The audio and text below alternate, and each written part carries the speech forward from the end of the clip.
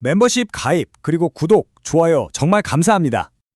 여러분, 요즘 뉴스 보면 미중 무역 전쟁이다, 반도체 규제다, 금리 인상이다 이런 소식들 정말 많이 쏟아져 나오잖아요. 혹시 이 모든 걸 그냥 각각 다른 사건이라고 생각하고 계시진 않나요? 사실 대부분의 사람들이 그래요. 사건들을 그냥 표면적으로 하나하나 쪼개서만 보죠. 하지만 세상은 그렇게 단순하게 돌아가는 게 아닙니다.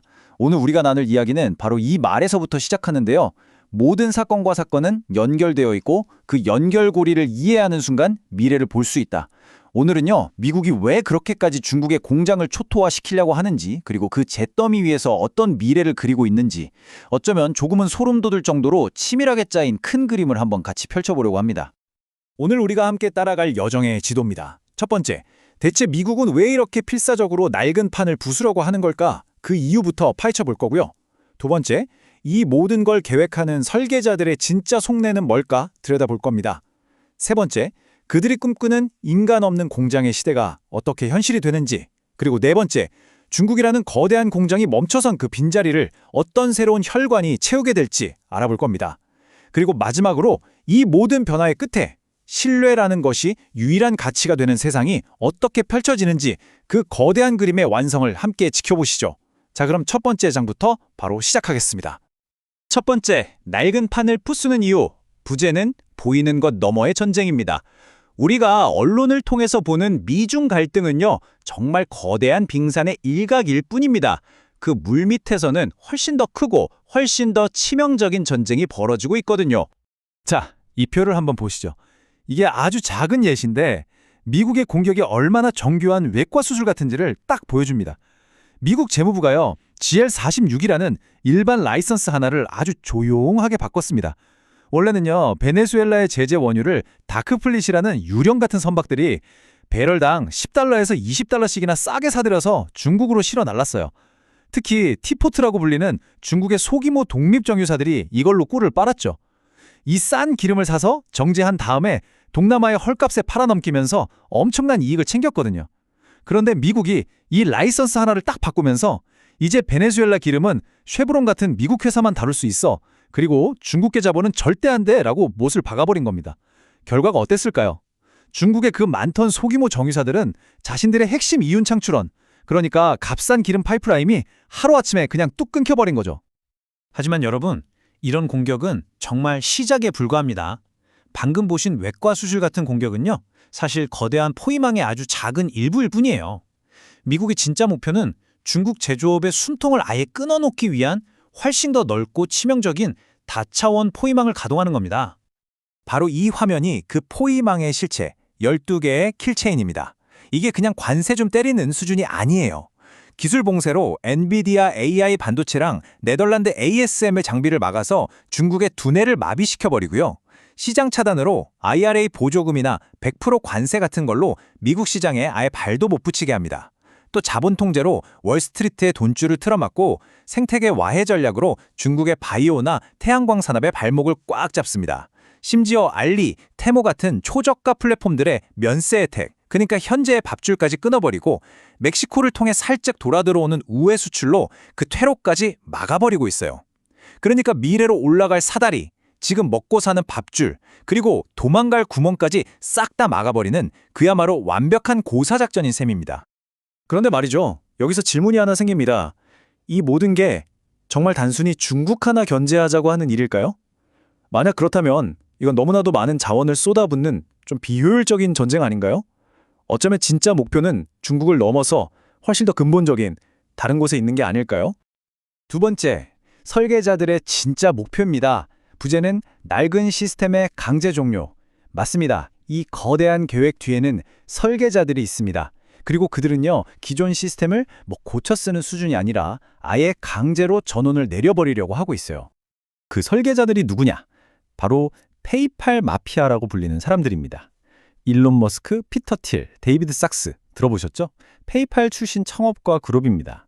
근데 이 사람들이 더 이상 실리콘밸리에만 머물러 있는 게 아니에요. 최근 트럼프 행정부 2기 구상에 아주 깊숙이 관여하면서 사실상 미국의 미래 기술 정책을 설계하는 핵심 브레인으로 떠올랐습니다. 예를 들어 데이비드 sak스는 백악관의 AI랑 암호화폐 정책 총괄 책임자로, 일론 머스크는 정부 효율화 부서를 이끌 거라는 말까지 나오죠. 이제 그들의 생각이 곧 미국의 정책이 되는 시대가 온 겁니다. 이 페이팔 마피아들은요, 2차 세계대전 이후에 미국이 만들어온 글로벌리즘, 그러니까 전 세계가 나눠서 물건을 만드는 이 시스템 자체를 버그라고 봅니다. 미국이 기획하고 중국이 생산하는 이 모델이 결국 미국의 제조업 기반을 무너뜨리고 국력을 밖으로 빼돌린 실패한 실험이었다는 거죠. 그래서 이 사람들은 이 버그를 수정하는 게 아니라 그냥 시스템 자체를 셧다운시키고 새로 깔아야 한다고 믿는 겁니다.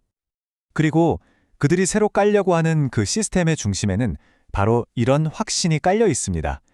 인간 노동은 불확실하고 비싸고 비효율적인 리스크다. 이 사람들한테 효율성은 거의 신과 같아요. 근데 인간은 어떻죠? 아프고 지치고 파업도 하고 실수도 하잖아요. 그들의 눈에 중국의 14억 인구는 더 이상 거대한 시장이나 값싼 노동력이 아니에요. 그냥 AI로 대체되어야 할 낡고 비효율적인 레거시 시스템일 뿐인 거죠. 세 번째, 인간 없는 공장의 시대. 부재는 인간 노동의 종말입니다.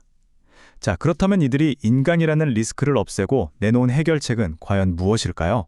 맞습니다. 바로 인간 노동 자체가 아예 필요 없는 새로운 제조의 시대를 여는 겁니다.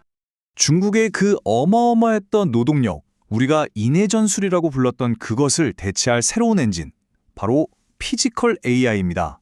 스스로 보고, 생각하고 아주 섬세하게 움직이는 물리적인 형태의 인공지능. 이게 바로 수억 명의 중국 노동자를 대체할 미래의 군대이자 새로운 노동자 계급인 거죠. 그리고 이에 더 이상 공상과학 소설이 아닌 이유가 바로 이 숫자 때문입니다. 2만 달러. 테슬라가 공언한 휴머노이드 로봇 옵티머스 한 대의 목표 가격이에요. 우리 돈으로 한 2,700만 원 정도? 웬만한 자동차 한 대 값으로 평생 불평 한마디 없이 24시간 일하는 노동자를 사는 시대가 온다는 거죠.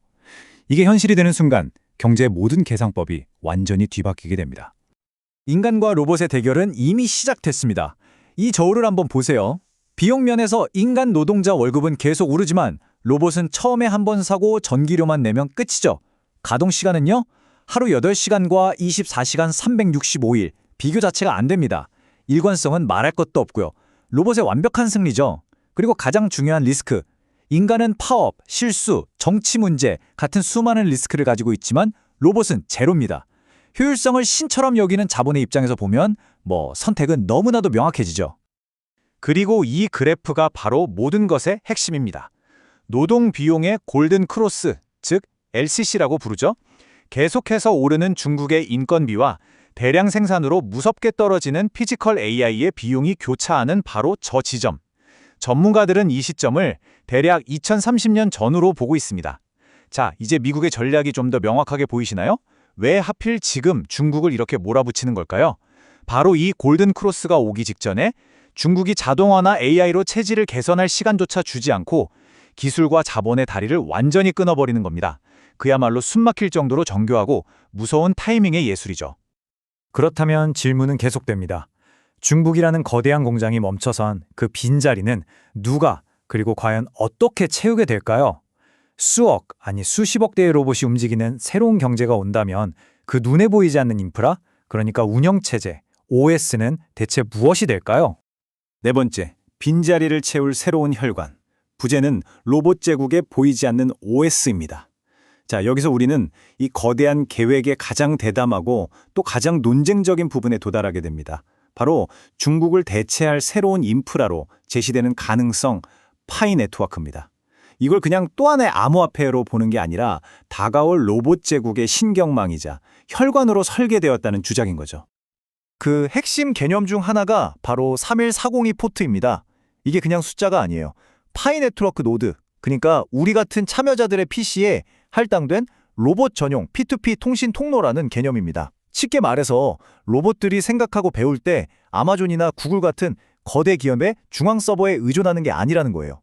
대신 전 세계에 흩어져 있는 우리 같은 개인들의 PC 자원을 조금씩 빌려 쓰는 거대한 분산형 두뇌를 갖게 된다는 거죠. 이렇게 되면 해킹이나 서버 다운 같은 위험이 없는 진짜 탈중앙화된 로봇 클라우드가 탄생하게 됩니다. 로봇들이 일을 하면 월급도 줘야겠죠? 근데 수백만 대의 로봇이 1초에 수천 건씩 거래하는데 인간이나 은행이 중간에 낄 틈이 없잖아요. 그래서 기계들끼리 알아서 돈을 주고받는 자동급여 시스템이 필요합니다. 바로 소로반이라는 스마트 계약이 자, 이 일을 해줘 라고 자동으로 계약서를 만들고 일이 끝나면 X402 프로토콜을 통해서 단 2초 만에 파이코인으로 대가를 바로 지급하는 식이죠. 이게 바로 인간의 개입이 전혀 없는 기계들의 경제, M2M 경제의 핵심입니다. 이 차트를 한번 보십시오. 한국, 미국, 홍콩, 일본, 전 세계에 퍼져 있는 활성 파이노드의 분포도입니다. 이건 그냥 단순한 네트워크 지도가 아니에요. 이건 바로 신원이 확인된 진짜 인간들이 자발적으로 구축한 글로벌 신뢰 인프라입니다. 그리고 바로 이 인간에 의한 신뢰가 다음 단계로 넘어가는 가장 중요한 열쇠가 됩니다. 자, 드디어 마지막 5번째 장입니다. 신뢰가 모든 것이 되는 세상. 부제는 인간이 마지막 희소자원이다. 한번 생각해 보세요. 기술이 엄청나게 발전해서 에너지도 거의 공짜고 노동력도 무한에 가까워진다면 과연 세상에 뭐가 가치를 갖게 될까요? 바로 복제할 수 없는 단 하나, 증명된 인간의 정체성입니다. 이 타임라인이 바로 인류가 맞이할 기술적 특이점을 보여줍니다. 초전도체 기술이 에너지 손실을 없애고 다이슨 수험 같은 기술이 태양으로부터 거의 무한한 에너지를 공급한다고 상상해보세요. 로봇이 공짜 에너지로 모든 것을 생산하면 노동의 가치는 사실상 0이 되어버리죠. 기존의 가치를 저장하는 수단이었던 비트코인은요, 엄청난 에너지를 써야만 그 가치가 증명됐습니다. 근데 에너지가 공짜가 되는 세상에서 그 방식은 더 이상 의미가 없어지죠. 가치는 새로운 기반을 찾아 이동해야만 합니다. 바로 이때 가치의 대이동이 일어나는 겁니다. 복제할 수 없는 신뢰와 정체성이 최고의 가치가 되는 시대, 즉 파이네트워크 같은 시스템의 시대가 열린다는 것이죠. 그러니까 결국 핵심은 바로 이겁니다. 에너지와 노동력이 공짜가 되는 탈희소성 시대가 오면 이 세상에서 유일하게 희소하고 절대로 복제할 수 없는 자원은 바로 생물학적 인간 그 자체가 되는 겁니다. 바로 이 지점에서 파이 네트워크의 그 지루하고 느렸던 KYC, 즉 신원인증 과정이 왜 사실은 가장 위대한 강점이었는지가 드러납니다. 파이의 KYC는 그냥 보안 절차가 아니에요. 이건 초지능 AI가 수십억 개의 가짜 계정을 만들어서 네트워크를 장악하려는 10일 공격을 원천적으로 막아내는 디지털 면역 체계와 같습니다. 실제 인간관계에 기반한 신뢰 그래프는 AI가 절대로 흉내낼 수 없거든요. 결국 기계가 모든 것을 생산하는 세상에서 그 기계를 통제할 수 있는 유일한 존재는 검증된 인간뿐이라는 것을 보장하는 최후의 방어선인 셈입니다. 이 말은 오늘 우리가 나눈 이야기 전체를 관통하는 메시지입니다. 물리학은 항상 행정학보다 우위에 있다. 미국 정부가 행정적으로 관세를 매기고 규제를 하는 건 단기적인 처방일 뿐이라는 거죠. 결국 초전도체나 무한에너지 같은 물리학의 법칙이 새로운 세상을 열어버리면 낡은 국가나 행정의 규칙들은 의미가 없어집니다. 기술이 이미 새로운 현실을 만들어내고 있는 겁니다. 이제 마지막 질문을 여러분께 던져봅니다. 이 거대한 변화의 소용돌이 속에서 당신은 미래의 노동자가 될 것입니까? 아니면 로봇 인프라의 소유주가 될 것입니까? 이 질문의 의미는 명확합니다. 당신은 로봇에게 일자리를 빼앗기는 사람이 될 것인가? 아니면 로봇들이 일하는 그 신경망과 혈관의 일부를 소유해서 그들이 벌어들이는 가치를 배당받는 사람이 될 것인가? 오늘 우리가 함께 살펴본 이 거대한 설계도는요, 어쩌면 우리가 파이노드를 돌리는 이 행위가 단순히 코인을 채굴하는 것을 넘어서 다가올 로봇 제국의 지분을 미리 확보하는 역사적인 행위일지도 모른다는 가능성을 보여주고 있습니다. 선택은 여러분의 몫입니다.